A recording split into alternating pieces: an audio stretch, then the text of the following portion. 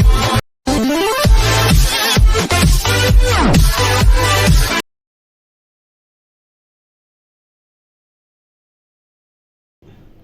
Student, मैं के Verma Chitransh education point व्यवस्था से मैं आप सभी का स्वागत करता हूं। आज की जो हमारी क्लास रहेगी एक क्लास 9th के लिए। इसके अलावा जो भी स्टूडेंट्स हैं वो एग्जाम की प्रिपरेशन कर रहे थे, रेलवे, एनटीपीसी, ग्रुप डी, उन सभी में जो साइंस का जो पोर्शन है उसके आज हमारी जो क्लास रहेगी वो MCQs क्वेश्चंस पर रहेगी। ठीक है स्टूडेंट, अब क्वेश्चन नंबर जो 5 है वो क्या है हमारा, शुद्ध बर्फ का गलना होता है।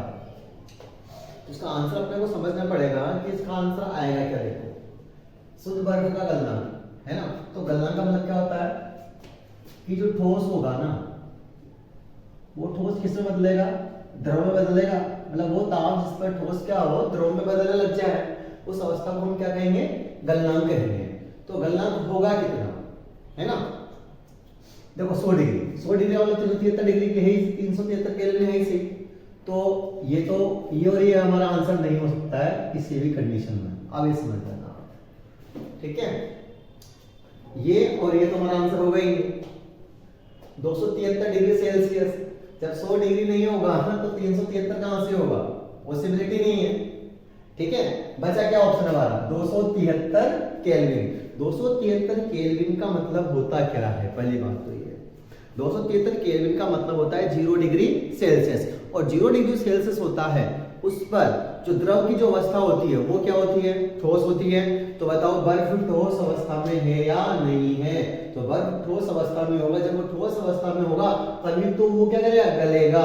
तो मेन 0 डिग्री जो सेल्सियस होगा, 273 डिग्री केल्विन का मतलब कितना है, 0 डिग्री सेल्सियस। तो हमारा आंसर क्या होगा, 273 केल्विन होगा।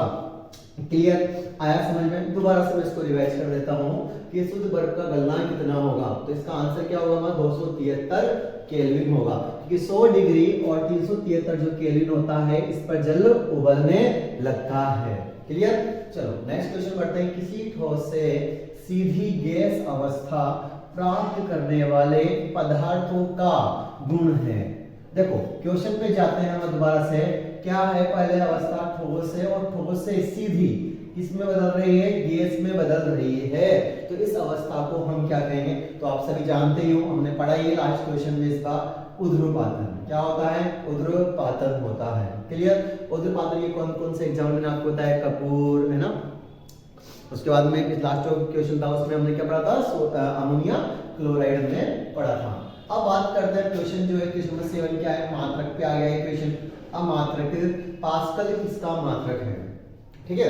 तो देखो पास्कल किसका मात्रक होगा, घनत्व, है ना। घनत्व का, भार का, तापमान का और दाब का। तो देखो तापमान का, देखो समझो तापमान का तो होगा ही नहीं, वैसे हम केल्विन और क्या पढ़ रहे हैं, डिग्री सेल्सियस पढ़ रहे हैं, तो तापमान तो होगा ही नहीं। ठीक है, ये खत्म कहानी यहां से। हम डायरेक्ट आंसर भी जा सकते हैं लेकिन हम जान ही रहे। तो तापमान का क्या क्या मात्रक होगा, अगर ऐसा ही मात्रक की बात करें ताप का, तो क्या होता है, वो केल्विन होता है। ऐसा ही मात्रक क्या होता है, तापमान का केल्विन होता है। क्लियर। उसके बाद में बात करें भार की, तो भार को हम क्या बोलते हैं, इसका जो ऐसा ही मात्रक होता है वो होता है किलोग्राम। आप जब कोई भी सामान आप बाजार में लेने जाते हो तो वो आप किलोग्राम में ही तो लेके आते हो ना मोस्ट ऑफ, भाई जिनका द्रव्यमान, ठीक है ना, लीटर की बात नहीं कर रहे हैं अपन केवल भार वालों की बात कर रहे हैं। ठीक है, 70 क्या किस लेके अपन किलोग्राम में लेके आए, 1 केजी में लेके आए। तो किलोग्राम क्या है, भार। तो भार किसका है भाई, भार का जो सही मात्रक होगा वो क्या होगा, किलोग्राम होगा। अब घनत्व की बात करें तो सबसे पहली बात तो ये है कि घनत्व का सूत्र होता है क्या है। और हमने जब परिभाषा पढ़ाई थी मैंने आपको, तो मैंने ये कहा था इकाई द्रव्यमान के आयतन को घनत्व कहते हैं, है ना। इकाई आयतन के द्रव्यमान को, तो द्रव्यमान बटा आयतन, द्रव्यमान का मतलब m और आयतन का मतलब v, m बटा v। तो m बटा v, तो पास्कल का तो ये तो है ही नहीं भाई फॉर्मूला, सिंपल सी बात थी, है ना। पास्कल।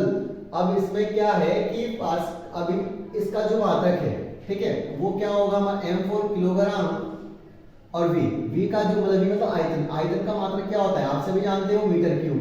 क्या होता है, मीटर क्यूब होता है। तो ये तो इसका मात्रक है ही। अब बचा क्या? दाब। बिल्कुल, दाब किसका मात्रक होता है? दाब का जो मात्रक होता है वो क्या होता है? पास्कल होता है। क्या होता है? दाब का मात्रक पास्कल होता है। क्लियर? जो दाब का जो सूत्र है, सिंपल सी बात करें अपन तो एकांक क्षेत्रफल पर लगने वाला बल।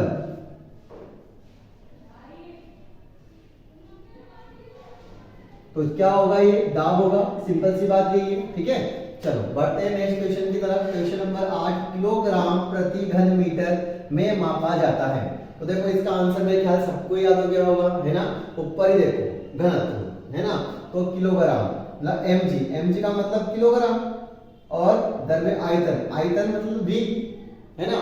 तो आयतन मापते किसमें? मीटर क्यूब में, घन मीटर में। तो घन मीटर यही तो है, और आंसर क्या होगा इसका? हमारा b होगा। क्लियर?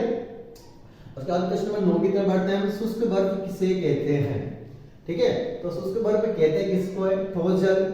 अब बच्चे क्या करेंगे? ठोस जल पे चल जाएंगे आंसर, क्योंकि बर्फ हम देखते ही है ना, और बर्फ कैसा होता है? ठोस होता है। तो यार जल क्या हुआ? ठोस में चेंज हुआ। तो इसका आंसर क्या होना चाहिए? ठोस बर्फ होना चाहिए, बट इसका आंसर ठोस बर्फ नहीं है। ठीक है, चलो अब हम बात करते हैं। अब ये तो नहीं है भाई ऑक्सीजन, ऑक्सीजन तो आप जमा नहीं सकते हो, है ना? ठोस ऑक्सीजन, ठोस ऑक्सीजन इसका आंसर होगा नहीं। कार्बन मोनोऑक्साइड, कार्बन मोनोऑक्साइड इसका आंसर नहीं है। इसका आंसर क्या होगा? ठोस कार्बन डाइऑक्साइड। ठोस कार्बन डाइऑक्साइड क्या होता है? शुष्क बर्फ होता है, जिसे ताप देने पर क्या होता है? डायरेक्टली वो गैस में या वाष्प में बदल जाता है। अब क्वेश्चन नंबर 10, संपीड़िता का गुण सबसे अधिक किसमें होता है? तो देखो मैंने आपको जब ठोस द्रव और गैस पढ़ाया था तो उनकी सबकी मैंने आपको विशेषता पढ़ाई थी, और सबसे अधिक अगर संपीड़िता का मान जिसमें होता है वो आपको पता होगा उसका आंसर। ठीक है, क्या है उसका आंसर? गैस। बिल्कुल ठीक है, उसका आंसर क्या होगा? गैस होगा। इसी के आधार पर हम एक गैस जिसका नाम होता है सीएनजी, और सीएनजी का पूरा नाम क्या होता है? संपीड़ित प्राकृतिक गैस होता है। ठीक है, ये सारे 10 एमसीक्यू आज हमने इस क्लास में पढ़े। कुछ एमसीक्यूज हम नेक्स्ट क्लास में पढ़ेंगे। आज के लिए इतना ही। जो नए जुड़े हो हमारे चैनल को सब्सक्राइब कर ले, हमारी वीडियोस को लाइक करें और शेयर करें। Wish you all the best, bye bye.